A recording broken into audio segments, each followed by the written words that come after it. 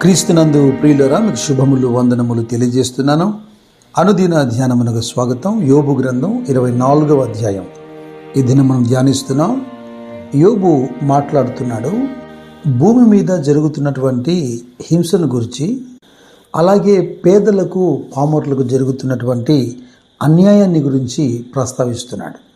మొదటిగా 2-3 వచనాలు గమనిస్తే, సరిహద్దు రాళ్లను తీసివేయువారు కలరు, వారు అక్రమం చేసి మందలను ఆక్రమించుకొని వాటిని మేపుదురు, తండ్రి లేని వారి గాడిదను తోలివేయుదురు, విధవరాలి ఎద్దును తాకట్టు తీసుకుందురు.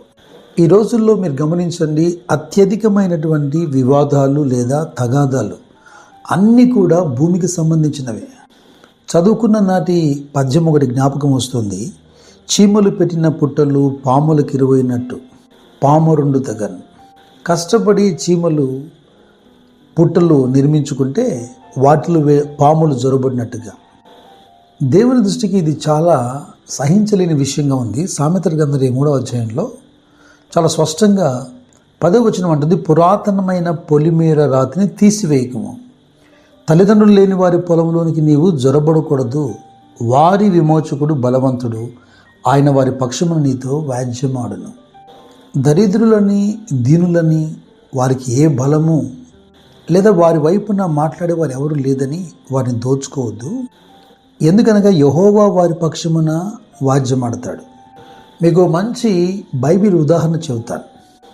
రాజులు మొదటి గ్రంథంలో 21వ అధ్యాయంలో మనకు రాజు అయినటువంటి ఆహాబు కనబడతాడు. అతని భార్య యెజబెలు.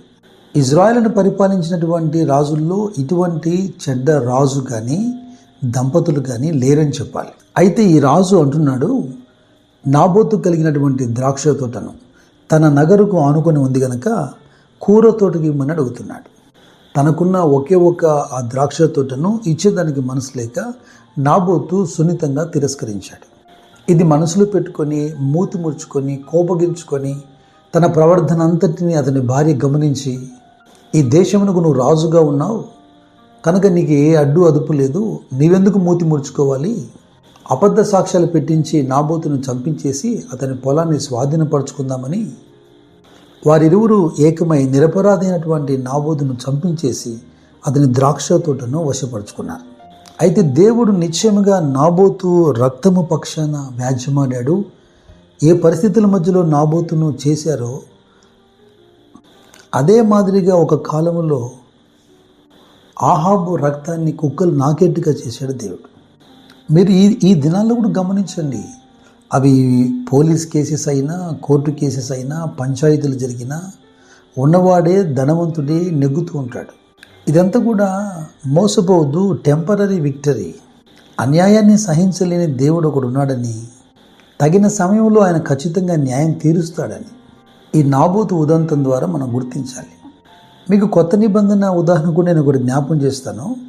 అయితే యేసుక్రీస్తు ప్రభు విసుగక నిత్యము ప్రార్థన చేయుటకు వారికి ఉపమాన రీతిగా మాట్లాడుతూ లూకాసు వార్త 18వ అధ్యాయంలో అన్యాయస్తుడైన ఒక న్యాయాధిపతి గురించి వివరిస్తున్నప్పుడు, ఆ పట్టణంలో ఉన్న విధవరాలు ఒక ఆవిడ ఈ న్యాయాధిపతి దగ్గరకు వచ్చి తనకు తన ప్రతివాదికి న్యాయం తీర్చమని పదే పదే అతన్ని అడుగుతున్నట్టుగా మనం చూస్తాం.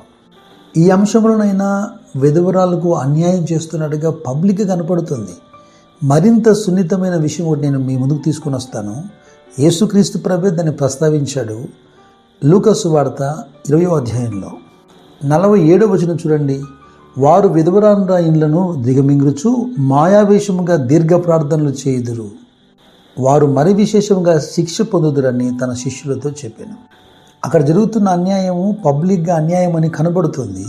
ఇక్కడ దేవుని నామములో ప్రార్థన పేరులో జరుగుతున్నటువంటి మోసం. ఇక యోబు గ్రంథంలో 24వ అధ్యాయంలో మరొక మాట 9వ వచనం చూడండి. తండ్రి లేని పిల్లను రొమ్ము నుండి లాగువారు కలరు, వారు దరిద్రుల యొద్ద తాకట్టు పుచ్చుకొందురు. ఈ అధ్యాయం అంతా దీనులు దరిద్రులు అనుభవిస్తున్నటువంటి హింస గురించి యోబు మాట్లాడుతున్నాడు. అలాగే అధ్యాయం చివరిలో ఆ విధంగా ప్రవర్తించే వారికి పట్టు గతి గురించి వివరించాడు. ఈ కాలంలో కాస్త ఈ తాకట్టు అనేది కుదువ పెట్టడం అనేది బాగా తగ్గిందని చెప్పాలి. మరికొన్ని చోట్ల అది అఫీషియల్గా కూడా తయారైపోయింది. కాస్త వెనకటి కాలానికి వెళ్తే పాపం పేదవారు తాకట్టు పెట్టి లేదా కుదువ పెట్టి ఎన్నెన్ని వస్తువులు పోగొట్టుకున్నారు. ఎందుకంటే ఆ వస్తువును తాకట్టు ఉంచుకున్నవాడు వడ్డీ పైన వడ్డీ వేసి ఏ విధము చేతనైనా ఆ వస్తువు తన సొంతం చేసుకునే ప్రయత్నం చేసేవాడు. ఈ కొదువ లేదా వడ్డీ అనే మాటలు వచ్చాయి గనక మీకు మాట చెబుతాను, క్రైస్తవులైన వారు వడ్డీ వ్యాపారములకు దూరంగా ఉండండి. నేను ఒక విషయాన్ని విని చాలా ఆశ్చర్యపోయాను, చాలా బాధ అనిపించింది. కొన్ని సంఘాలలో నిల్వ ఉన్నటువంటి డబ్బు, విశ్వాసులు ఇచ్చిన చందాలాగా వచ్చినటువంటి డబ్బంతటిని వడ్డీలకు తిప్పుతున్నటువంటి సంఘాలు ఉన్నాయి. ఇది ఎంత సిగ్గుచేటో ఆలోచించండి. అన్యాయంగా అక్రమంగా డబ్బు సంపాదించే వారికి ఓ మంచి ఉదాహరణ ఉంది లూకా సువార్త 19వ అధ్యాయంలో.